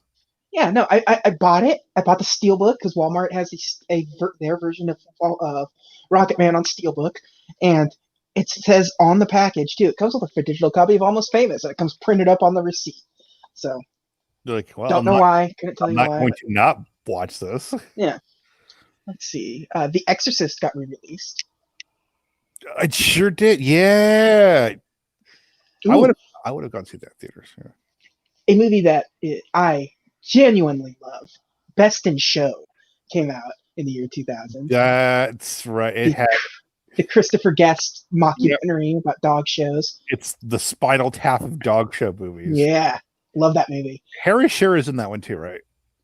Probably as a cameo. I'm not sure. It's been a while since I've seen it, but Eugene Levy and Parker Posey. What's her name? Catherine O'Hara. Catherine O'Hara, yes. Yeah. I said the mom from Beetlejuice, a.k.a. the mom from Home Alone. a.k.a. Yeah. Remember the Titans. Okay. Digimon the movie. Never saw it. Get Carter, Parents, Billy Elliot, Dr. T and the Women, The Ladies Man, another failed Saturday Night Oh God. Pay It Forward. That was a Haley Joel Osment movie. The thing I remember about that is that's the movie I got for free for signing up for Vudu. Doesn't he die in that movie? And he gets stabbed to death at the end of that movie. So, good movie for kids. Yeah, hey kids, Pay It Forward. Yeah. The child in the movie gets stabbed, and also creepy old Kevin Spacey's in it. Yep. Jay Moore is in that movie. Oh God. Yeah, and John Bon Jovi. He was also in U-571. Yes, he was. Yeah. Book of Shadows, Blair Witch 2. Never saw it. Terrible. Lucky Numbers, which is a movie my mom wanted to see, so I saw that movie in theaters. Starring John Travolta and Lisa Kudrow. Where they rig the lottery. Yes, yes. A little happy-go-lucky movie by Darren Aronofsky called Requiem for a Dream. Just a real ray of sunshine. Memento. Oh, I love Memento so much. Came out this year as well. Charlie's Angels. Not Full Throttle, just the first one. Just the first one. Legend of Bagger Vance. Oh, I forgot that's a movie. Will Smith and Matt Damon golf movie. Yeah. It's directed by Robert Redford. Yeah. Little Nicky, where Adam Sandler is the son of Satan, who played by Harvey Keitel. Yeah, it does have, and Tiny Lister is in it. It's, what here's the thing with Little Nicky. It's not the worst Adam Sandler movie. No, not by a long shot. You remember it also got like a really big push for McFarlane Toys? Yeah, it had a Game Boy game. Did it really? Yeah. Wow. Do you have that? I probably did. Yeah. I don't think I currently have that. But that's not to say I haven't played it in the last 2 years. I feel like you're okay emulating that thing. Yeah. The Sixth Day. Yeah. Let's make a less good Total Recall. Yeah. Yeah. Rugrats in Paris. 102 Dalmatians. That's right. They made a sequel to that. Unbreakable. Good movie. A franchise still going on today. Still take along. Yeah. Dungeons and Dragons? What? Oh my God, yes. I straight up do not remember Dungeons and Dragons. They decided to make a live action Dungeons and Dragons movie. But I thought it was a lot earlier than this. Apparently end of 2000. The peak of the Dungeons and Dragons craze? Oh Lord, I'm looking at the poster now and I absolutely remember this poster. So it's also very good because it has the tagline, "This is no game," which is what every video game movie's tagline was. Sure is. Was and still is. Yeah. Pixels, this is no game. Snatch came out this year. Oh. Chocolat, Dude, Where's My Car? Emperor's New Groove. Castaway, Dracula 2000. Saw that recently as well. Okay. I'm sorry. It's fine, I guess. I don't know. It's not. No, probably not. But I'm an idiot again, like we established, and I like terrible, crappy movies. I guess. Oh, Brother, Where Art Thou is the last big movie of the year. Well, Traffic was the last big movie of the year, but nobody has gone back to Traffic and said, "Yeah, I love Traffic." It's just Nope. So, are you ready? That's the movies of 2000. Yep. There were 2 much more successful Disney movies that came out this year. Which is crazy to think of. Especially since one of those is really bad and the other one's not great. Yeah. So there's 2 more movies of the year 2000 to cover. Which again, was Little Mermaid 2 not this year? If it was straight to video, okay. So it doesn't count for our podcast series. No, I'm just saying. I'm just thinking aloud. Like, wasn't it? Yeah, but So yeah, that's next week will be Dinosaur. Next episode's Dinosaur, and then Emperor's New Groove to round out the year 2000. But until then, let's get to our lists. Nick, you ready? Let's do it. Where do you want me to start? About 15. Let's start 15. 1, 2, 3, 4, 5, 6, 7, 8, 9, 10, 11, 12, 13, 14, 15. Mm-hmm. Better or worse than Dumbo? That's worse than Dumbo. Ichabod and Mr. Toad. Worse. Hunchback of Notre Dame. Worse. The Rescuers. It's worse than Rescuers. The Rescuers Down Under. Yeah, it's worse than that. Sleeping Beauty. Yeah, worse than Sleeping Beauty. Aristocats. Worse than Aristocats. 101 Dalmatians. Worse than Dalmatians. Lady and the Tramp. Worse. Peter Pan. Worse. Alice in Wonderland.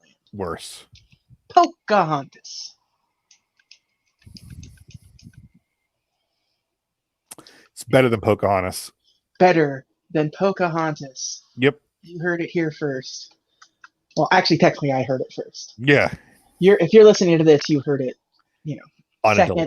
Second, maybe, 82nd. I don't know. If you're one of the crazy people watching this live stream, God bless ye. So, what's this movie called again? Okay. Yeah. Fantasia 2000.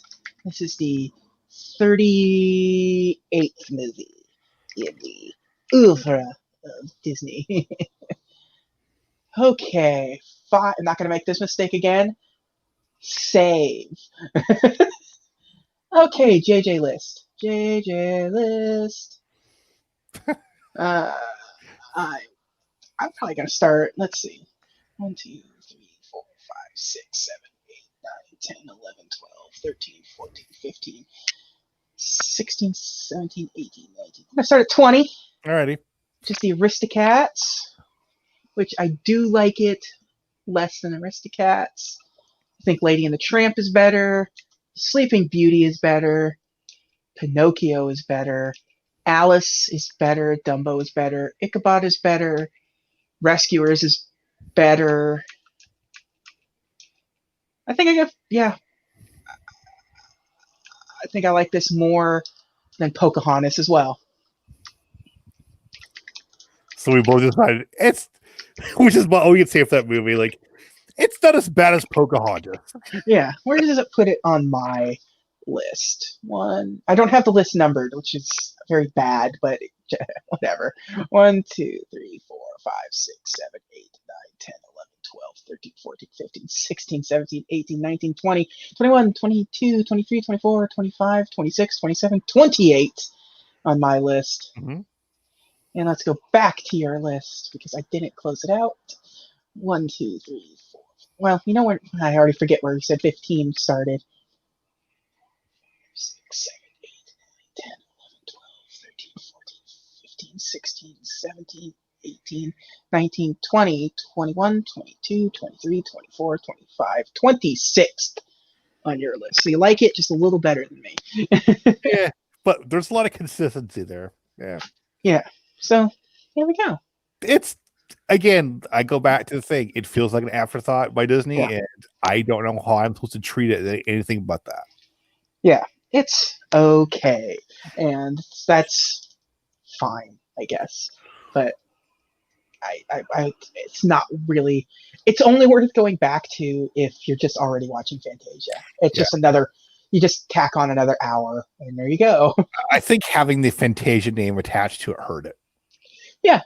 I think if it would have been something more in the vein of Fun and Fancy Free, Melody Time, those kinds of things, if you just made it a package picture, you probably would have been more well received. But calling it Fantasia makes you think of a specific thing, and that hurt the movie. And this is also an era where there was a lot of cartoons. Yep. And there were better cartoons to be seen. And like this year alone, we saw that there were 3 Disney movies this year. Yep. And and there's a couple of other, Chicken Run came out this year. And even though it was an even bigger failure, Titan AE came out this year. It was inundated with. You just can't invoke that name lightly. And people were very excited for Dinosaur because it was Disney's CG movie. Right. So, it is what it is. It's okay. I think it fits perfectly on our list where it's at, It's just where fun. it's not terrible, but it's also, I would rather watch almost 27 different Disney movies before this one. Right. So So that wraps up this one. Thanks again for joining us, everyone. Next time you join us will be the 2000 hit Dinosaur, Disney's first foray into a fully CG theatrical film from the studio. And can't wait. yeah. It'll be an interesting talk because it's an interesting movie. And I've never seen it, so Yeah. But until then, thank you all for joining us and have a magical day. bye.